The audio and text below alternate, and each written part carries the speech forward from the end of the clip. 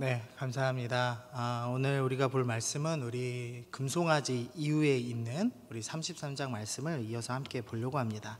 근데 우리 그 전에 먼저 좀 지난주에 설명을 이제 못하고 지나간 부분 한 가지를 좀 언급드리려고 하는데요.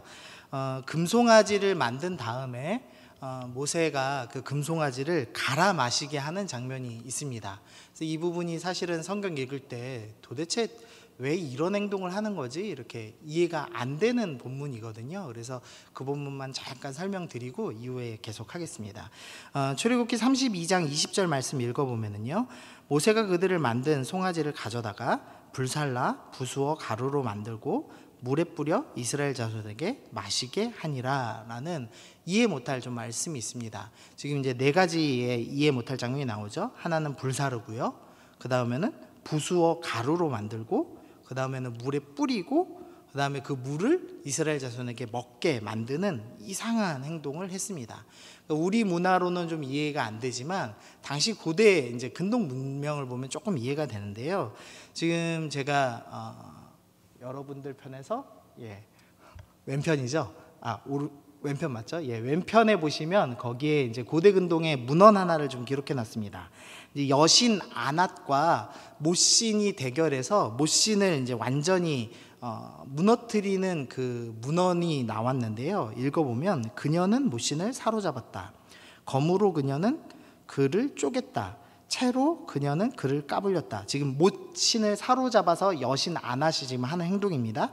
그리고 나서 불로 그녀는 그를 태웠다. 맷돌로 그녀는 그를 갈았다. 들에서 그녀는 그를 뿌렸다. 그의 몸을 실로 새들이 먹었다. 이 문헌을 통해서 알 수 있는 사실이 하나 있다면요, 지금 태웠다, 갈았다, 부셨다 라는 단어와 지금 출애굽기 32장에 보면 태웠다, 불살랐다, 갈았다 대신에 부수어서 가루를 만들었다, 그다음에 뿌렸다 대신에 물에 뿌렸다 라는 이 단어들이 같이 맥락에 맞게 이어져 있는 것을 볼 수 있습니다. 그래서 아마도 이 고대 근동에서 무언가를 완전히 파괴했다라는 의미로 사용됐던 이제 어구로 생각이 됩니다. 왜 요새는 뭐라고 그러죠? 뼈와 살을 분리하겠다, 왜 이런 표현 쓰잖아요. 지금 우리가 그런 관용어 표현을 쓰는 것처럼 이 고대 근동에서도 태웠다, 갈았다, 뿌렸다라는 식으로 해서 완전히 상대를 파괴시키겠다 라는 개념으로 사용했던 것 같습니다. 그래서 모세도 이 금송아지를 완전히 파괴하겠다라는 의도로 이렇게 행동을 했던 것으로 생각이 됩니다. 근데 지금 불살랐다, 부수었다, 물에 뿌렸다라는 세 가지는 이해가 되는데, 이제 마지막으로 그 가루를 물에 타서 이스라엘 백성들에게 마시게 하는 장면은 역시나 좀 이해가 되지 않습니다. 두 가지 맥락으로 좀 설명을 할 수가 있는데요. 하나는 민수기 5장 22절 말씀으로 좀 해석을 해볼 수가 있겠습니다. 이 저주가 되게 하는 물이 내 창자에 들어가서 내 배를 붓게 하고 내 넓적다리를 마르게 하리라. 무슨 내용이냐면, 남편이 만약에 아내가 불륜을 저지른 것으로 추측이 될 때 어떻게 해야 되냐, 성전에 와서, 성막에 와서 이 쓴물, 저주가 되게 하는 물을 마시게 합니다. 물을 마셨을 때 몸에 이상이 생기면, 그러니까 내 창자에 들어가서 내 배가 붓고 넓적다리가 마르는 등의 일이 일어나면 그 여인은 불륜을 저지른 것이 맞고, 그 쓴물을 마셨는데도 불구하고 이런 몸의 변화가 없으면 그 여자는 음란한 짓을 하지 않은 것이다 라는 이제 심판을 할 수 있게 하는 율법 말씀으로 이 구절을 넣으셨습니다. 물론 이제 문맥에서 볼 때 여인이 오해만 받아도 버림받을 수 있던 고대 근동에서 버림받지 않을 수 있는 수단으로서 하나님께서 주신 듯한 본문인데요. 이 본문을 근거로 해서 오늘 말씀을 좀 이해해 보면, 음란한 여인이 물을 마셨을 때 몸에 현상이 나는 것처럼 영적 음란 저지른 사람들이 이 금송아지를 갈아서 마신 물을 마셨을 때 어떤 몸의 증세가 나는 것을 확인하려고 한 것이 아니겠느냐라는 이제 추측을 좀 해볼 수가 있는 겁니다. 왜 이런 해석을 하냐면, 이 금송아지를 갈아 마신 이후에 모세가 레위 자손들을 모읍니다. 하나님 편에 설 자들을 모읍니다. 그리고 나서 너의 친척과 친구와 가족들을 죽이라는 이해되지 않는 명령을 내리거든요. 그러니까 하나님께서는 학살을 명령하실 뿐이 아닌데 모세가 레위 자손들에게 너희의 이웃 친구인 레위 자손을 죽여라 라는 말씀이 있는 겁니다. 그래서 학자들이 생각할 때는 아마도 이 물을 마시고 나서 영적으로 음란함을 저질렀던 자들, 즉 금송아지를 섬겼던 주동자들이 몸에 어떤 반응이 있었을 것이다. 그래서 주동자들을 심판하기 위해서 모세가 구별하기 위해서 이 물을 마시게 한 것 아니겠느냐라는 이제 추측을 해보는 것입니다. 이제 본문에서는 다른 상황들을 설명하지 않기 때문에요. 이런 식으로 이제 생각을 좀 해봅니다. 그리고 또 하나의 추측도 있는데요. 금을 계속 갈면은 저는 이제 물리를 전혀 모르는데 문과충인데요. 저는 그래서 하나도 모르는데. 어떤 이제 그 네덜란드의 이제 과학자가 이 본문이 너무 궁금한 거예요. 그래서 금을 계속 갈아봤답니다. 이 본문대로. 그랬더니 빨간색으로 변했다고 합니다. 실제로 물리학자 중에서도 이 말씀을 듣고서는 빨간색 변하는 게 맞다 이제 이렇게 하셨대요. 그래서 아마도 너희가 피를 흘려야 되는데 너희가 피를 흘리지 않았다. 그리고 이 물을 오히려 마시게 했다라는 의미로 먹게 한 것 아니겠느냐. 그리고 그것이 신약의 성만찬을 상징하는 듯한 그런 설명을 하기 위해서 이 빨간색 물이 된 금을 뿌린 그 가루를 마시게 하지 않았겠느냐라는 추측을 하기도 합니다.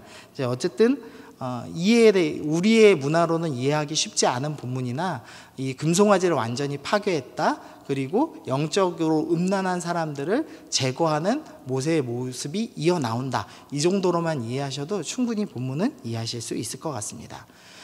그리고 이제 33장 들어와서 보겠습니다. 5절 말씀 좀 같이 읽어보겠습니다. 자, 시작. 여호와께서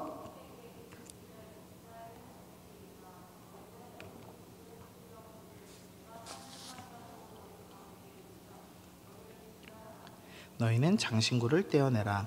그리하면 내가 너희에게 어떻게 할 것인지 정하겠노라 하였습니다. 하나님께서 모세의 중보 기도를 듣고 용서해 주셨습니다. 그런데 하나님께서 뭐라고 말씀하시냐면 너희랑 같이 가면 내가 너희를 진멸할지도 모르겠다 라고 말씀을 하세요. 그리고 나서 장신구를 떼어라. 장신구를 떼지 않으면 너희를 진멸할 것이다 라는 이해하기가 좀 어려운 말씀을 하고 있습니다. 창세기 35장 4절에서 하나님께서 야곱의 집에 이렇게 말씀하셨어요. 그들이 자기 손에 있는 모든 이방 신상들과 자기 귀에 있는 귀고리들을 야곱에게 주는지라 야곱이 그것들을 세겜 근처 상수리 나무 아래 묻고 하나님께서 베델로 올라가라 너희 집을 정결하게 하라 라고 명령하시자 야곱과 그의 식솔들이 한 행동이 뭐냐면 이방 신상들을 묻는 겁니다. 그건 이해가 가죠. 우상이니까 우상을 제거하라고 말씀하셨으니까 묻는 게 당연합니다. 그런데 귀고리들도 떼어서 같이 묻었습니다. 그러니까 이것을 통해서 추측할 수 있는 것은 이 시대의 귀고리라는 것이 단순히 이뻐 보이기 위해서 하는 어떤 행동이 아니라 우상 숭배와 연관된 물건이구나 라는 것을 알 수가 있습니다. 그래서 이런 의미에서 하나님께서 너희 가운데 장신구를 떼지 않으면 내가 너희를 진멸하겠다라고 말씀하시는 것은 여전히 이스라엘 백성들 가운데 자기가 개인적으로 귀고리를 차면서 몰래 우상 숭배하던 모습이 남아 있었기 때문에 너희가 금송아지를 섬기듯 계속 개인적으로 몰래 그 우상이 새겨져 있는 귀고리를 차고선 우상 숭배를 한다면 너희를 진멸하겠다라고 하나님께서 경고하시는 말씀으로 이해를 할 수가 있습니다. 그리고 나서 생각해 보니까 이 출애굽기에서 몸에 있던 무언가를 떼어내는 두 장면이 연상이 됩니다. 하나는 출애굽기 3장에 나오는 말씀인데요.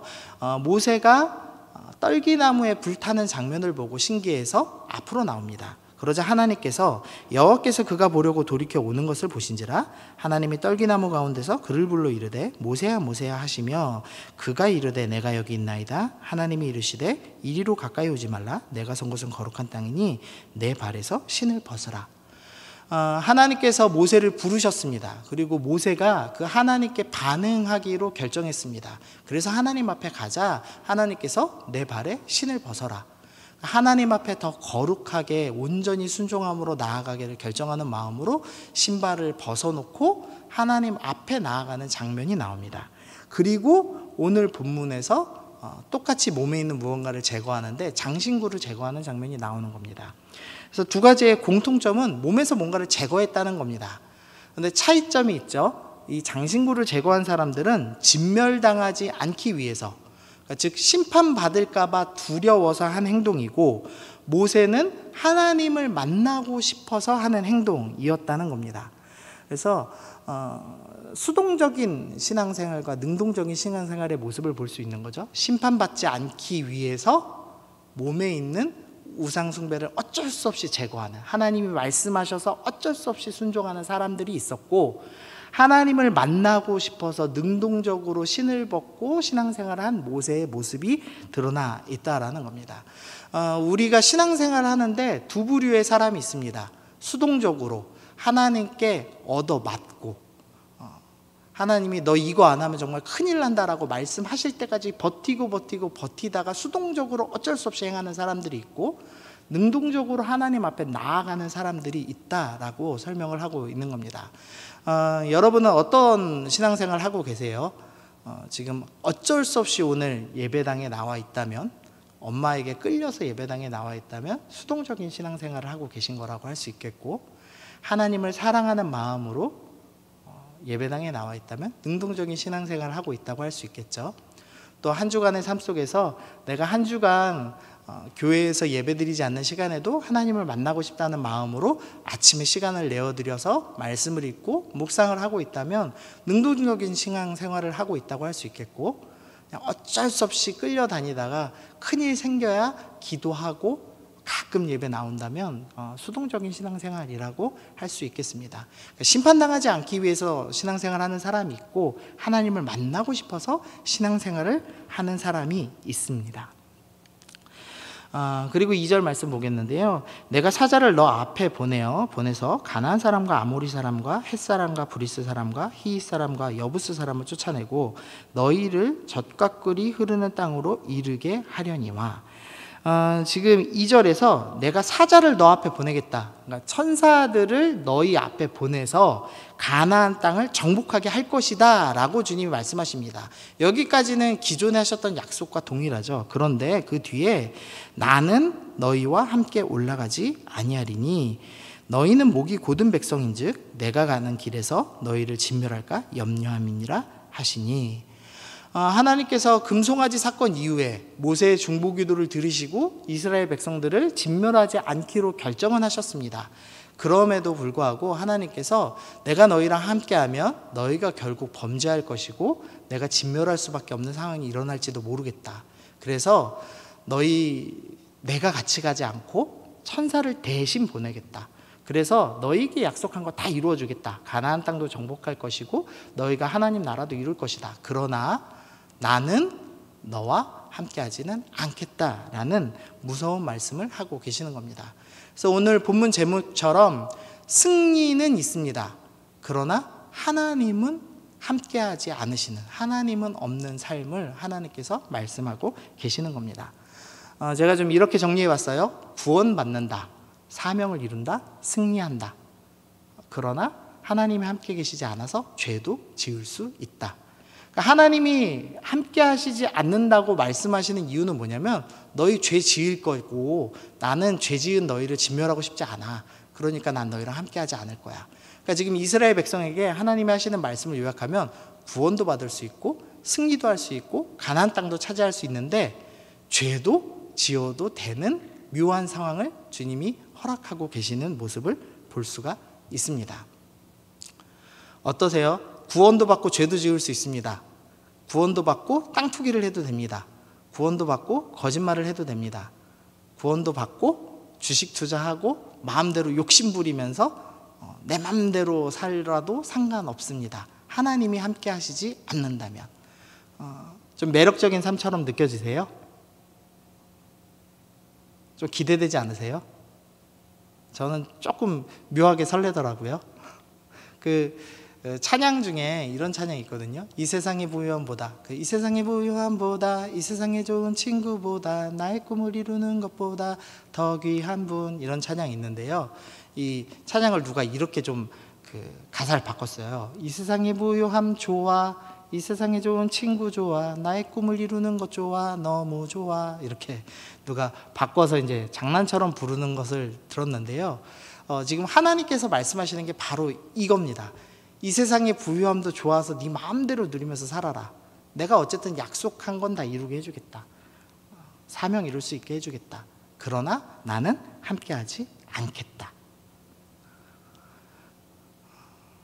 우리가 신앙생활 할 때 이런 모습으로 혹시 살고 있진 않나요? 구원도 받고 싶고 즐길 것도 다 즐기고 싶고 죄 마음대로 짓고 살고 싶은 삶, 그것은 사실은 하나님과 없는 삶과 마찬가지의 삶을 꿈꾸는 겁니다.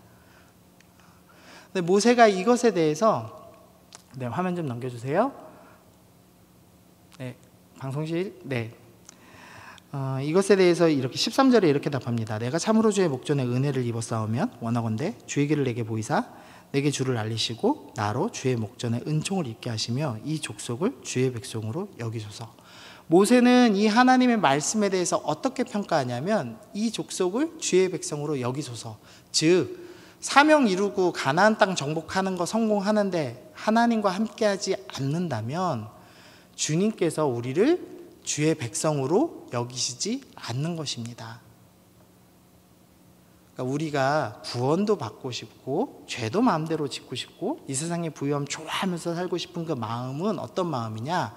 하나님의 백성이 아닌 마음이라고 정리해 볼 수가 있겠습니다. 제가 그 전에 이 사진 한번 보여드렸는데요. 지금 붕어빵 안에다가 뭘 넣고 있냐면 민트 초코를 넣고 있습니다. 혹시 민초파 있으세요? 민초파? 네, 좀 있네요. 네, 저는 정말 싫어하는데요. 그 치약을 먹는 거잖아요. 예, 그 붕어빵에다 민트 초코를 넣으면 안 되죠. 팥을 넣어야죠. 네. 그리고 저 새우깡은요, 코코아 새우깡이에요. 그래서 되게 맛없었나 봐요. 그래서 인터넷에 끔찍한 혼종이라고 이제 부르는 그런 이제 이상한 건데요. 우리가 원하는 신앙생활이 그런 거죠. 구원도 받고 싶고 이 세상의 부유함도 누리고 싶은 그 마음, 사실은 하나님과 함께하고 싶지는 않은데 하나님이 주시는 그 부산물들은 먹고 싶어하는 끔찍한 혼종이 되어버린 하나님 백성 아닌 것과 같은 모습이 우리 가운데 숨어 있다는 겁니다. 우리가 은근히 그것을 즐기고 있는데 모세는 그것에 대해서 하나님 백성으로 여김받지 않는 것입니다. 하나님, 그것은 너무나 슬픈 일입니다 라고 묘사하고 있는 겁니다. 마태복음 1장 23절에서요. 보라 처녀가 잉태하여 아들을 낳을 것이요 그의 이름을 임마누엘이라 하리니 하셨으니 이를 번역한즉 하나님이 우리와 함께 계시다 함이라. 예수님의 이름을요 임마누엘이라고 하셨습니다. 근데 임마누엘의 뜻이 뭐냐면 하나님이 우리와 함께 하셨다입니다. 하나님은 어떤 분이시냐, 예수님은 어떤 분이시냐, 우리와 함께 하시는 분이라고 말씀하고 있는 겁니다. 우리의 신앙생활에 은근한 욕심은 하나님 없이 그냥 잘 살고 싶은 마음인데, 신앙생활의 진짜 목적, 하나님을 믿는다라고 하면 어떤 현상이 일어나야 되냐? 반드시 하나님과 함께하는 일이 있어야 합니다. 하나님과 함께하지 않는다면 하나님의 백성이 아닌 것과 같은 것이다 라고 설명을 하고 있는 겁니다. 그리고선 조금 오늘 말씀을 좀 이해해 보면요, 33장 7절에 보니까 모세가 항상 장막을 취하여 진 밖에 서서 진과 멀리 떠나게 하고 회막이라 이름하니 여호와를 앙몽하는 자는 다 진 바깥 회막에 나아가며, 지금 성막이 건축되기 전입니다. 이스라엘이 출애굽을 해서 시내산에 도착한 상태이죠. 이때 하나님의 임재가 있던 회막이 어디에 있죠? 진 밖에 있었습니다. 그러니까 이스라엘 백성과 함께 하지 않고 이스라엘 백성 밖에 있었습니다. 그러니까 하나님을 만나기 전 우리의 상태가 그런 거죠. 하나님과 멀리 떨어져서 하나님과 구별되어 있어 하나님은 저 끝에 계시고 우리는 저 끝에 있는 서로 멀리 떨어진 진 밖에 회막이 있는 상태였습니다. 그런데 이스라엘 백성이 하나님을 구주로 믿고 남편으로 받아들였습니다. 그러자 하나님께서 어떤 일을 하시냐면 성막을 건축해라라고 말씀하시죠. 민수기 2장 2절 보니까 이스라엘 자손은 각각 자기의 진영의 군기와 자기의 조상의 가문의 기호 곁에 진을 치되 회막을 향하여 사방으로 치라. 민수기 때는 이제 성막을 완성하고 이동하는 장면이 나옵니다. 근데 이동할 때 어떻게 이동하냐면 사방에 이스라엘 백성들이 서고 가운데에 성막이 위치하는 것으로 이동을 합니다. 즉 무슨 말이냐면 하나님께서 원래는 진 밖에 계셨는데 이제는 진 한가운데 오셔서 이스라엘 백성과 함께하는 모습을 보여주기 시작합니다. 그러니까 더 멀리 있다가 이제는 이스라엘 백성과 함께하는 모습을 보여주시죠. 성막으로 함께하고 계시지만요, 아직은 좀 구별되는 모습이 있는데요. 출애굽기 26장 33절 빨간 글씨 보시면요, 그 휘장이 너희를 위하여 성소와 지성소를 구분하리라. 이 성막이 이스라엘 백성 안에 있지만 여전히 하나님과 이스라엘 사이에는 경계가 있었습니다. 휘장을 쳐놨는데요, 그 휘장은 뭐냐면 지성소, 하나님이 임재하시는 공간과 성소, 하나님이 임재하시지 않는 공간을 구별하고 있었습니다. 그러니까 진 밖에 계시다가 진 안에 들어오심으로 하나님이 이전보다 더욱더 함께 하시기는 했지만 여전히 백성과 하나님 사이에는 구분되는 휘장이 있었습니다. 그러니까 구분됨이 있었습니다. 그런데 예수님이 십자가에서 우리의 모든 죄를 다 짊어지시고 죽으시죠. 그러자 예수께서 다시 크게 소리 지르시고 영원히 떠나시니라. 그러니까 완전히 이제 나의 죄로 인하여서 예수님이 대신 심판당하셨습니다. 심판당하시자마자 이에 성소 휘장이 위로부터 아래까지 찢어지고 둘이 되어 땅이 진동하며 바위가 터지고, 예수님이 모든 죄를 해결하시자마자 위에서 아래로, 즉 마치 하나님이 칼을 휘두르셔서 딱 찢어버리시듯이 위에서부터 아래로 휘장이 찢어집니다. 즉 하나님께서는 나는 너희랑 함께 하고 싶어, 그래서 진 밖에 있던 내가 진 안에 거하고, 그 다음에 지성소와 성소를 어쩔 수 없이 너희를 위하여 구분하던, 너희가 나를 보면 진멸당할 것이기 때문에, 죄가 있는 백성인 너희가 죄 없는 나를 보면 반드시 멸망할 수밖에 없기 때문에 어쩔 수 없이 구분해 놨는데, 이제 예수 그리스도로 인하여서 그 모든 죄가 해결되었기 때문에 내가 너희의 구별됨을 없앤다, 휘장을 없애고 너희와 하나 되기 원한다 라고 주님이 말씀하시는 겁니다. 그래서 성경의 스토리는 하나님께서 진 밖에서부터 우리 안에 오시고 구별됨을 없애시고 휘장을 찢으심으로 우리와 영원히 함께 하시겠다라는 것을 보여주시는 사건인 것이죠. 그래서 이 말씀을 통해서 우리가 알 수 있는 것은 하나님은 우리와 함께 하시길 원한다는 겁니다.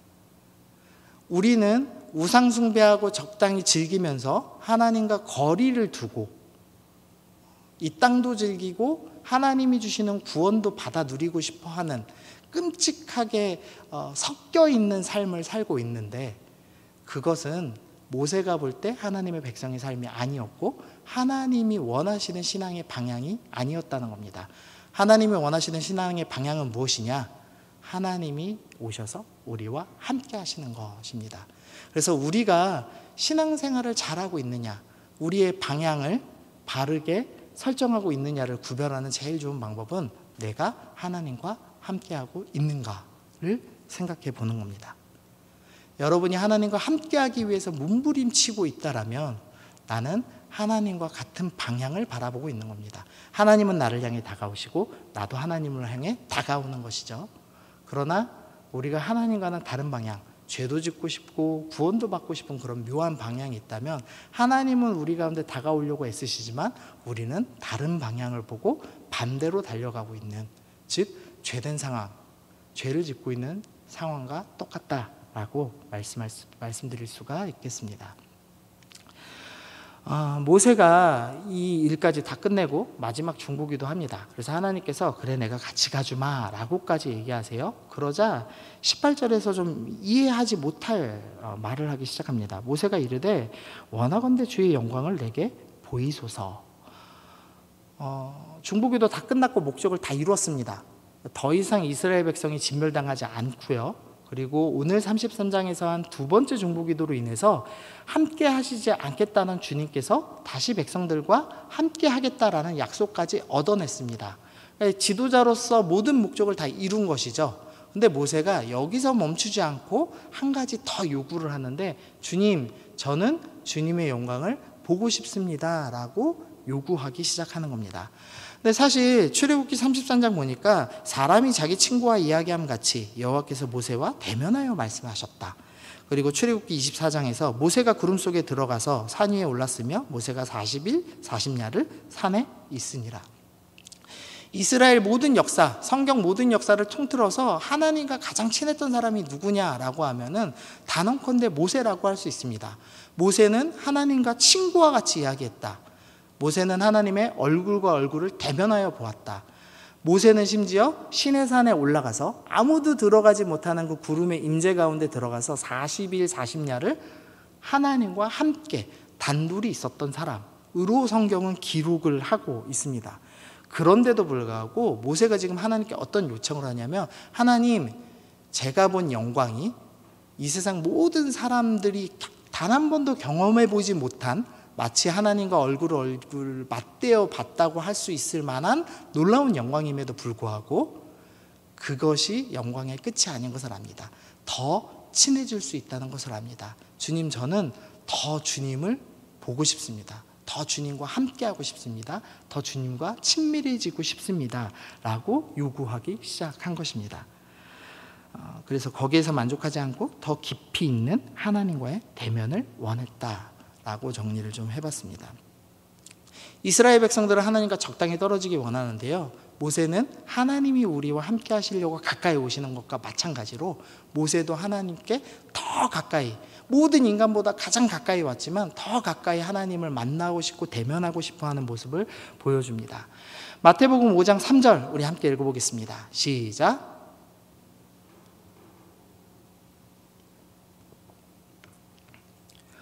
예수님께서 산에서 산상수훈이라고 부르는 말씀을 하시면서 첫 구절로 심령이 가난한 자는, 심령이 갈급한 자는, 하나님을 갈망하는 자는 복이 있나니 천국이 그들의 것이다 라고 말씀하십니다. 하나님 나라를 소유한 사람들, 하나님 나라의 백성들은 어떤 특징을 갖고 있는가? 하나님을 갈망한다. 하나님을 만나고 싶어한다. 하나님을 너무나 보고 싶어서 가난한 마음을 가지고 주님을 보고 싶어 한다라고 설명을 하고 있습니다. 우리가 예수님 진짜 믿는다면 하나님 보고 싶어서 미치고 환장해야 됩니다. 하나님을 너무 보고 싶고 더 알고 싶어서 몸부림쳐야만 합니다. 하나님을 갈망하는 자가 누리는 복이 나와요. 에베소서 3장 18절 능히 모든 성도와 함께 지식에 넘치는 그리스도의 사랑을 알고 그 사랑의 너비와 길이와 높이와 깊이가 어떠함을 깨달아 하나님의 모든 충만하신 것으로 너희에게 충만하게 하시기를 구하노라. 하나님을 갈망하는 사람이 누리는 복이 있는데 하나님의 사랑의 너비와 길이와 높이와 깊이가 어떠함을 알아갈 수 있게 됩니다. 하나님의 그 사랑의 충만함을 경험할 수 있게 된다라고 설명합니다.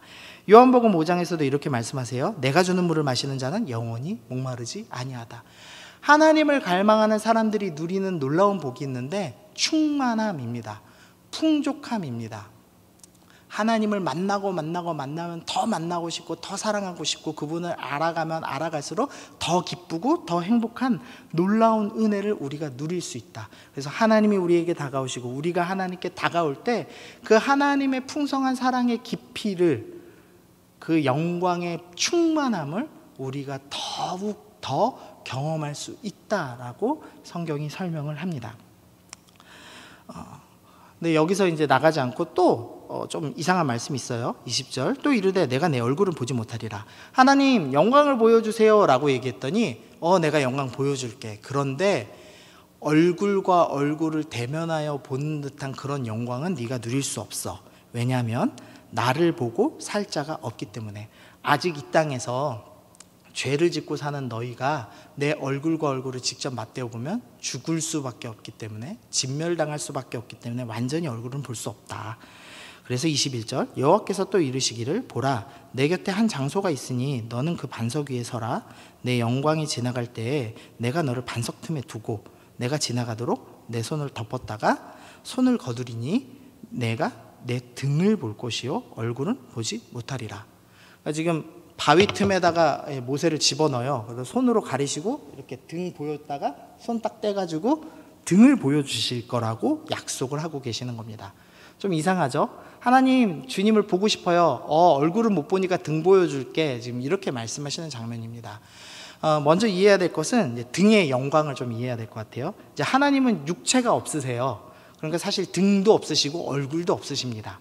그러니까 이 등을 보여줄게라는 의미가 이상한 장면이 아니라 얼굴과 얼굴을 맞대어 보는 그 완전한 영광보다는 조금 떨어지는 영광.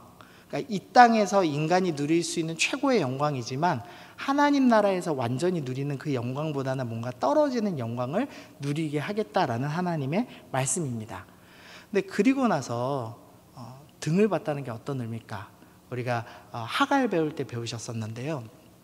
등의 영광은 인도하시는 하나님의 뒷모습이다라고 정해봤습니다. 이렇게 손잡고 남자친구한테 따라가 보신 적 있으세요? 남자친구가 일로 와봐 하면서 이렇게 멋있게 터프하게 끌고 간 걸 경험한 적이 있으세요? 있는 사람들은 행복한 표정을 짓고 지금 없는 사람들은 슬퍼 이감이 있는데, 남자도 마찬가지예요. 저희 집사람이 가끔 이렇게 제가 길 치여서 길 모를 때 끌고 가주거든요. 그럼 되게 멋있어요. 네. 사랑하는 사람이 나를 이끌고 가는 것을 보는, 그 사람의 등을 보는 것은 참 행복한 일이죠. 나를 사랑해서 나를 이끌어가는 모습이니까. 하나님께서 그 등의 영광이라고 표현하실 때 어떤 의미일까?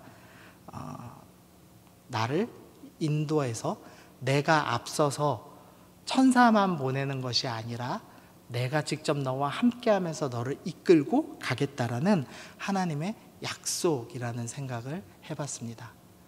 하나님을 진짜 만나고 싶어서 갈망하여서, 하나님, 저는 정말로 주님이 보고 싶습니다, 주님과 함께하고 싶습니다 하는 사람만 누릴 수 있는 은혜인데, 하나님이 직접 내 손을 잡으시고 나를 이끌어서 앞서가시는 그 주님의 놀라운 사랑을, 그 은혜를 경험할 수 있다는 겁니다. 그리고 계시록 22장, 다시 저주가 없으며 하나님과 그 어린 양의 보좌가 그 가운데 있으리니 그의 종들이 그를 섬기며 그의 얼굴을 볼 터이요. 이 손에 이끌려서 언젠가 가게 될 그 하나님 나라, 완성될 하나님 나라가 되면 드디어 영광의 극치인 얼굴과 얼굴을 맞대어 보는, 얼굴을 보는 영광에 이르게 되겠죠. 그러니까 하나님은 지금 우리랑 빨리 만나고 싶으세요. 그래서 손으로 붙잡고 끌고 가십니다. 야, 빨리 나 따라와, 나랑 함께 하자. 그래서 너 나랑 얼굴과 얼굴을 맞대어 보자. 너랑 나랑 지금 시내산에서 결혼 언약 맺고 나의 신부가 되었으니 빨리 나랑 같이 가서 이제 나와 함께 하자. 그래서 너랑 나랑 나의 나라에서 영원히 함께 그 사랑을 누리자 라고 주님이 우리 가운데 말씀하고 계십니다. 그래서 정리를 해봤어요. 나의 신앙생활은 수동적인가 능동적인가? 그냥 심판받지 않기 위해서 천국 가기만 하면 되는 정도 수준의 간신히 죄를 장신구만 떼어내면서 사는 수동적인 신앙생활을 하고 있는가? 아니면 나를 만나러 오시는 하나님을 향해 나도 똑같은 방향으로 능동적으로 달려가고 있는가를 점검해야 하겠습니다. 즉, 나는 하나님을 갈망하고 있는가? 라고 정리해 볼 수 있겠습니다. 33장 19절인데요. 여호와께서 이르시되 내가 내 모든 선한 것을 내 앞에 지나가게 하고 여호와의 이름을 내 앞에 선포하리라. 나는 은혜 베풀 자에게 은혜를 베풀고 긍휼히 여길 자에게는 긍휼을 베푸니라.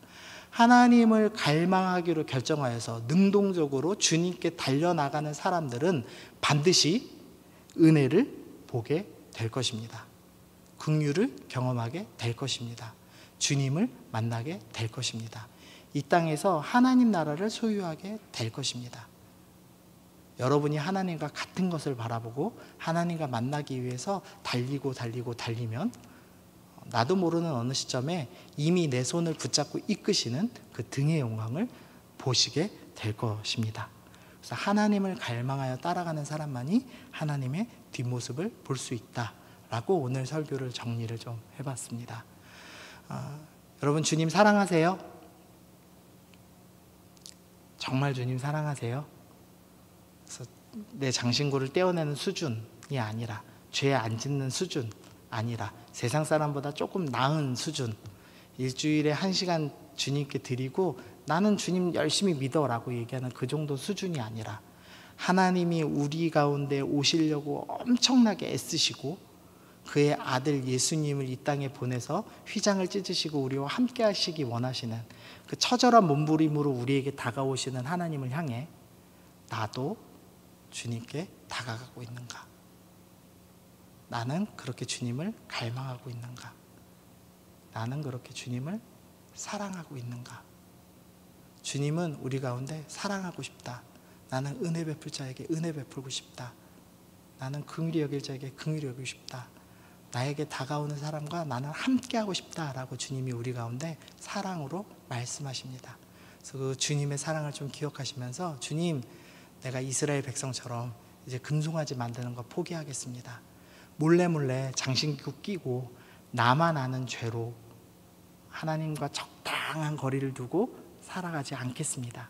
이제는 주님을 만나기 위해서 기꺼이 내 신발을 벗고 주님께로 더 가까이 나가기를 소원합니다. 그리고 그렇게 결단하시는, 그렇게 하나님을 갈망하시는 여러분들 되시기를 소망합니다. 그런 의미로 오늘 찬양 준비했습니다. 우리 주님 보좌 앞에 나아가라는 찬양인데요. 주님 보좌 앞에 나아가 참된 안식과 기쁨 나 누리겠네. 경배하며 주의 얼굴 구할 때 신실하신 주님 찬양해. 이 찬양의 가사 기억하시면서 주님, 내가 주님 보좌 앞으로 한 발자국 더 다가가겠습니다. 그렇게 주님을 더욱더 사랑하고 만나겠습니다. 결단하시면서 우리 함께 찬양하시겠습니다.